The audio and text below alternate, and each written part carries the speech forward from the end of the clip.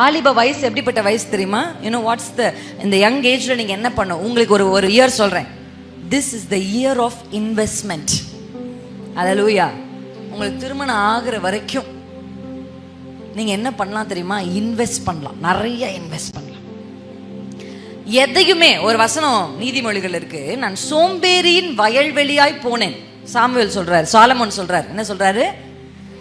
சோம்பேறிக்கு ஒரு வயல் இருந்துச்சா, அந்த சோம்பேறியின் வயல் வழியா அவர் நடந்து போனாராம். அப்படியே பாக்குறாரு இந்த வயல்ல, அந்த வயல்ல என்ன முளைச்சிருந்துச்சு? சரி, ஒரு நிலத்துல எதுவுமே இல்லைன்னா என்ன முளைக்கும்? அந்த நிலத்தை பண்படுத்தலாம். நீங்க பார்த்திருக்கீங்களா அப்படிப்பட்ட அபேண்டட் பிளேசஸ்? நீங்க போய் எந்த விதையும் போட வேண்டாம், அதுவே தானா முள்ளு முளைச்சிருக்கா? தேவையில்லாத செடிகள். நீங்க ஒன்று சொல்றேன், நீங்க சும்மா இருக்கிறதுனால எதுவுமே வராதுன்னு இல்லை. an ideal groundல நிறைய தேவையில்லாத விஷயம் வெளியே வரும். அல்லேலூயா. மனுஷன் எதை விதைக்கிறானோ அதை அறுப்பான். தேவன் தன்னை பரியாசம் பண்ண ஒட்டார். பரியாசம் என்ன தெரியுமா? இங்க நின்று பேசும்போது பின்னாடி உட்காந்து கமெண்ட் பண்றோம்ல, அதுதான் பரியாசம். யாராவது ஒருத்தர் நடந்து போகும்போது அவங்கள பார்த்து பரியாசம் பண்றோம்ல, அதுதான் பரியாசம். கர்த்தருடைய வேதம் சொல்லுது, தேவன் தன்னை பரியாசம் பண்ண ஒட்டார். No man can mock God, because ஒருத்தன் விதைச்சாதான் ஒருத்தன் அதுக்க முடியும். திடீர்னு உங்க பார்வைக்கு ஒருத்தன் முளைச்சு நிக்கிறானா, ஒரு ஃபேவர்ல முளைச்சு நிக்கிறானா, ஃப்ரீயா ஃபேவர்ல முளைச்சு நிக்கல. அதுக்கு முன்னாடி போர்த்திபார் வீட்ல ஒருத்தி வா வான்னு சொல்லும் போது வஸ்திரத்தை விட்டு ஓடுனா. முளைச்சு நிக்கிறதா எகிப்தியர் பார்த்தாங்க, அந்த அறைக்குள்ள நடந்ததான் கர்த்தர் பார்த்தார். ஒண்ணு அவன் எதையுமே செய்யலன்னா அவங்க அப்பா விதைச்சிருப்பார். அவங்க அப்பா விதைக்கலாம், அவங்க முப்பாட்டம் விதைச்சிருப்பார். யாரோ ஒருத்தர் விதைச்சிருப்பாங்க. விதைச்சாதான் அறுக்க முடியும். அல்லேலூயா. நான் முளைத்து எழும்பி பெரிய ஆளா நிக்கணும்னா சம்திங் இன்னொரு இன்வெஸ்ட்மெண்ட் அங்க இருக்கு. அப்ப இந்த வருஷம் நீங்க வாலிப பருவம் எப்படிப்பட்ட பருவம் தெரியுமா? It's a time that you invest. Invest your energy, invest your strength, invest your timing, invest your talents. எதெல்லாம் கர்த்தர் உங்களுக்கு கொடுத்திருக்காரோ எல்லாவற்றையும் கர்த்தருக்காக விதைக்கிறது, தேவனுக்காக இன்வெஸ்ட் பண்றது.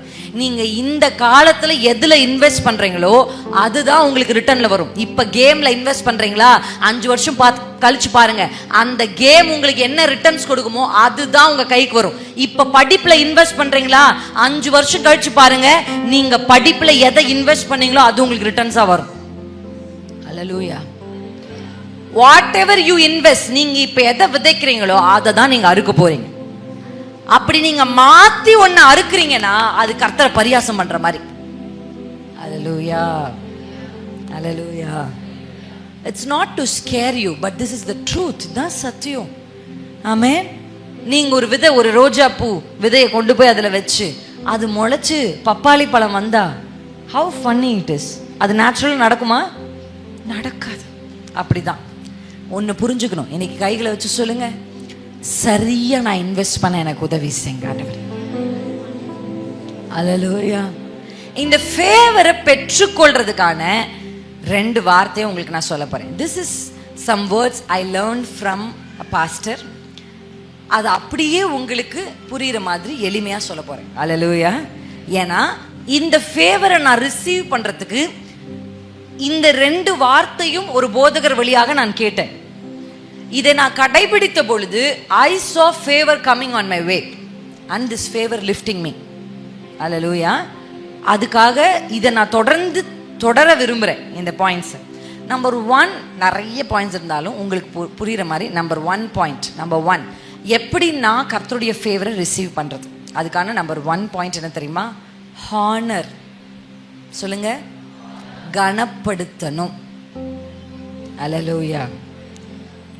சொல்லுங்க, கனப்படுத்தணும். கையசைச்சு சொல்லுங்க, கையசைச்சு சொல்லுங்க, கனப்படுத்தணும். தேங்க்யூ. கனப்படுத்தணும். ஹானர் பண்றவங்களை கர்த்தருடைய ஃபேவர் நிச்சயமா வந்து சந்திக்கும். சொல்றேன், நான் முதல்ல உங்களுக்கு எக்ஸாம்பிளுக்கு சொன்னேன். நம்ம எல்லாருக்கும் தெரியும், அதனால அந்த பகுதியை மட்டும் எழுதுறீங்கன்னா நீங்க எழுதிக்கலாம். 1 சாமுவேலின் புத்தகம் 17ஆம் அதிகாரம் நம்ம எல்லாருக்குமே தெரிஞ்ச அதிகாரம் தான். அங்க நான் உங்களுக்கு முன்னாடியே சொன்ன மாதிரி டேவிடோட ஸ்டோரி வருதா இல்லையா? 1 சாமுவேல் 17ல. Yes or no? திருப்பிட்டீங்களா? இப்போ David is one of the best example for God's favour and unusual kindness, unusual upliftment. திடீர்னு அவருக்கு கிடைச்ச ஒரு பெரிய ஃபேவர். இந்த ஃபேவர் அவருக்கு எப்படி கிடைச்சது அப்படின்னு நீங்கள் பார்த்தீங்கன்னா, அங்கே ஹானர் பண்ணணும் போது ஃபர்ஸ்ட் நான் உங்களுக்கு சொல்கிறேன். First honour God, number 1 point. Number 2 honour your parents. Number 3 honour one another. ஹானரில் நிறைய இருக்குது. முதலாவது தேவனை கனப்படுத்தணும், ரெண்டாவது உங்கள் பெற்றோரை கனப்படுத்தணும், மூன்றாவது உங்களை சுற்றி இருக்கிற எல்டர்ஸ், உங்களுக்கு மேலே கர்த்தர் யாரை வைக்கிறாரோ அவங்கள நீங்கள் என்ன பண்ணணும், கனப்படுத்தணும். பைபிளில் ஒரு வார்த்தை இருக்குது, எல்லாரையும் கனம் பண்ணுங்கள்னு ஒரு வார்த்தை இருக்குது. ஆமென். இப்படி நீங்கள் ஹானர் பண்ணால் அது என்ன ஹானர் பண்ணால் அப்படி என்ன பெருசாக ஃபேவர் கிடைச்சிருமா அப்படின்னா, David is a best example. தாவீது ஆடு மேய்ச்சிட்டு இருக்காரு, அவங்க அப்பா கூப்பிட்டு விடுறாரு. என்ன சொல்றாரு? டேவிட் இங்க வா சொல்றாரா? வந்து உங்க அண்ணமாரை போய் பார்த்துட்டு வா அப்படி சொல்றாரா? வாசிக்கலாமா? 17ஆம் வசனம், 17:17. யாராவது ஒருத்தர் வாசிங்களே.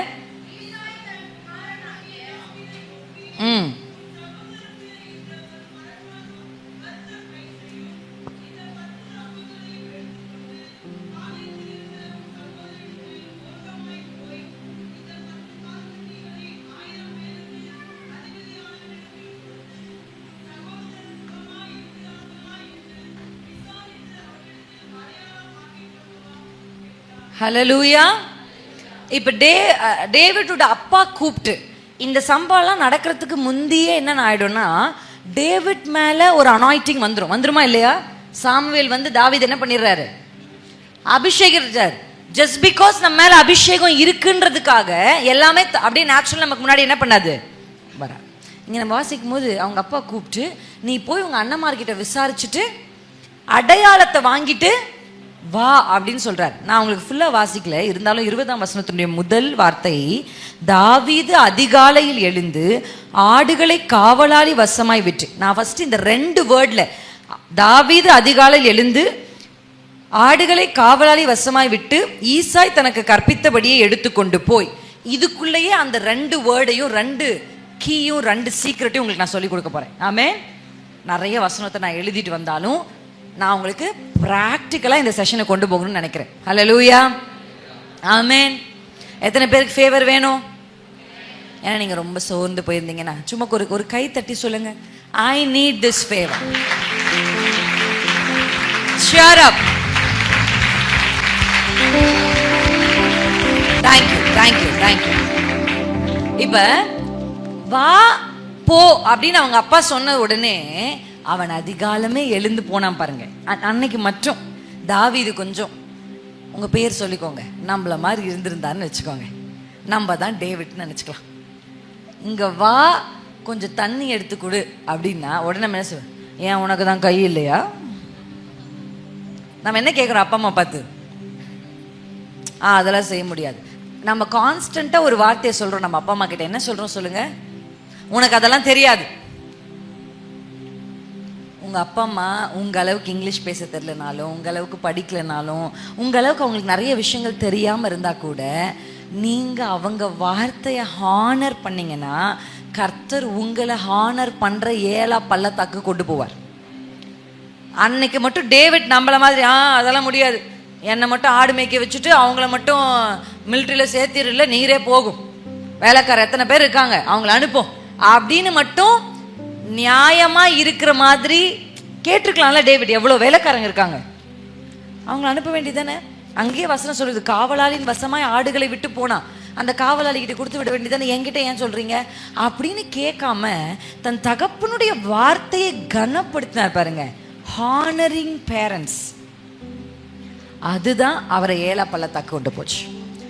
அங்க போனதுக்கு அப்புறம் தான் டேவிட் மேல இருக்கிற அனாயிட்டிங்கே மேனிஃபெஸ்ட் ஆச்சு. Hallelujah. If you want your God to manifest, உங்க அனாயிட்டிங் உங்களுக்குள்ள இருந்து மேனிஃபெஸ்ட் ஆகணும்னா you have to honor God and people.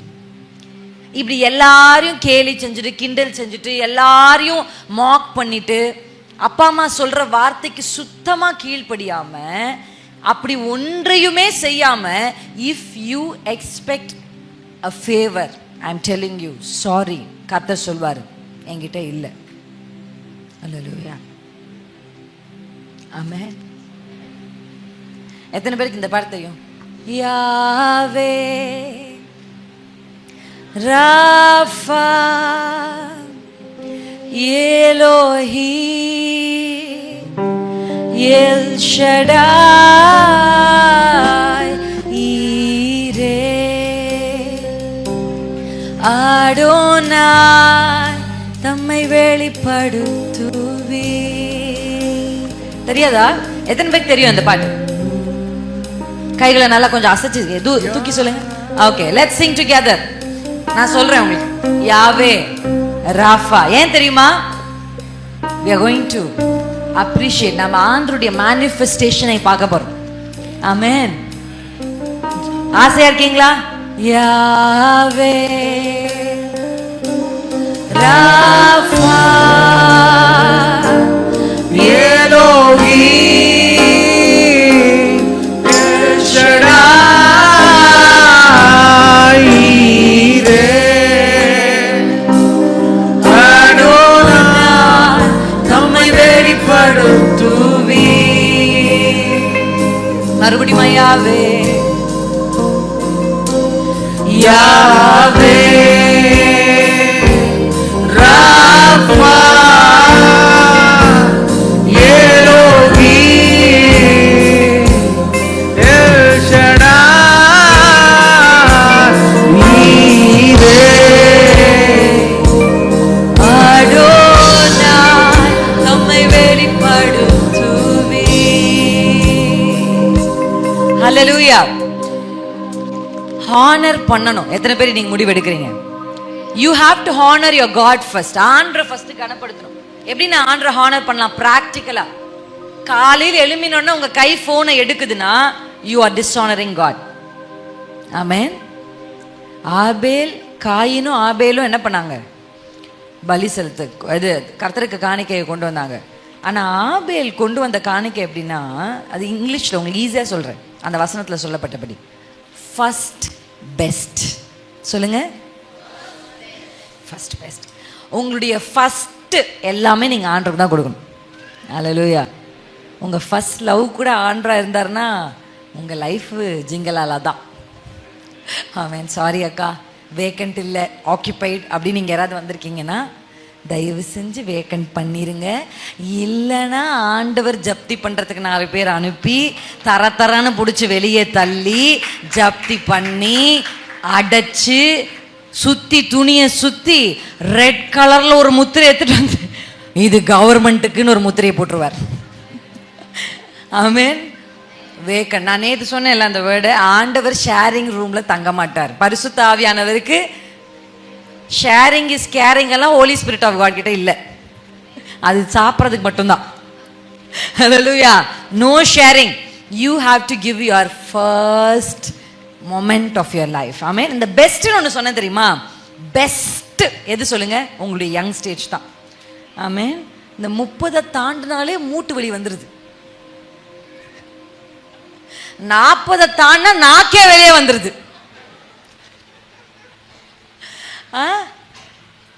அவ்வளவுதான். இந்த 30க்குள்ள இருக்கீங்கன்னு வச்சுக்கோங்களேன். யாரெல்லாம் 30க்குள்ள இருக்கீங்க? 30க்குள்ள அப்படியே உங்க தோல்ல தட்டி சொல்லு.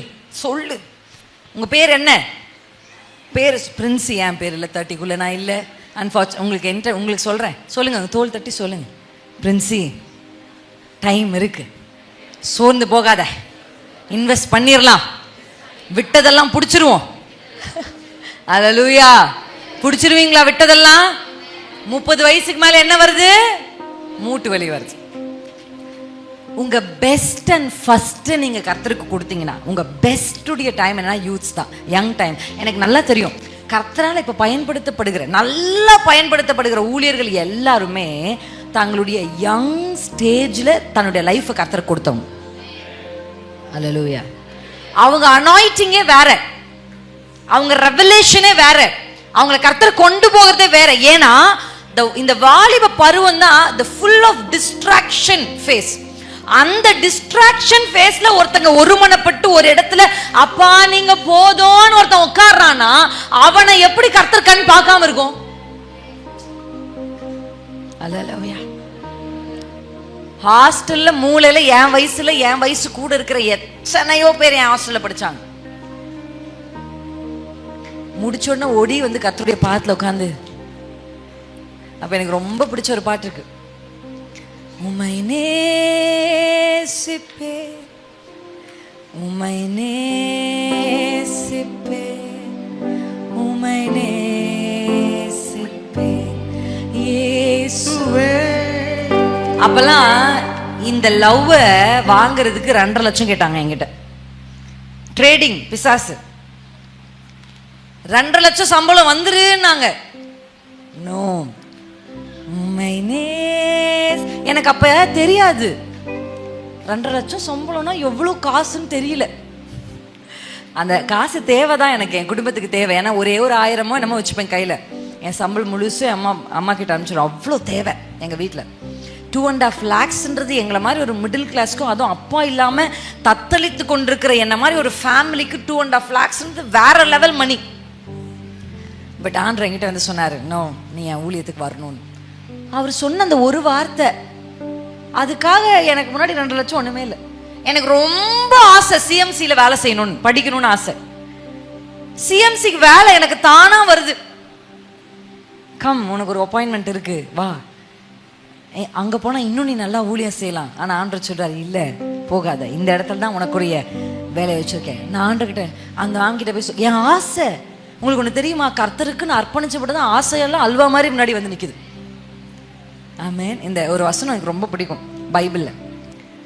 திருப்தி அடைந்தவன் தேன் கூட்டையும் மிதிப்பான். ஐயா, அந்த அன்பு, இயேசுவின் அன்புல நான் திருப்தி அடைஞ்சா தேன் கூடு, தேன் வந்தாலும் மிதிப்பான். யார் தெரியுமா? பார்த்த உடனே சிங்கத்தினுடைய கூடுக்குள்ள இருக்கிற தேனை போய் நக்கி சாப்பிடுற சிம்சோன். ஏன் தெரியுமா? அவன் கிட்ட அனாயிண்டிங் இருந்துச்சு, பவர் இருந்துச்சு. அவன் கிட்ட ஒண்ணு இல்லைங்க, லவ். சொல்லுங்க இப்ப கை உயர்த்தி, நான் சிம்சோனா இருக்கேன்னா பரவாயில்லப்பா, விழுந்துருவோம். பவரை மட்டும் ஃபாலோ பண்ணா we will fall. உம்மை நேசிப்பே, உம்மை நேசிப்பே, உம்மை நேசிப்பே இயேசுவே. I love you, I love you. Mean it. When you say it, mean it.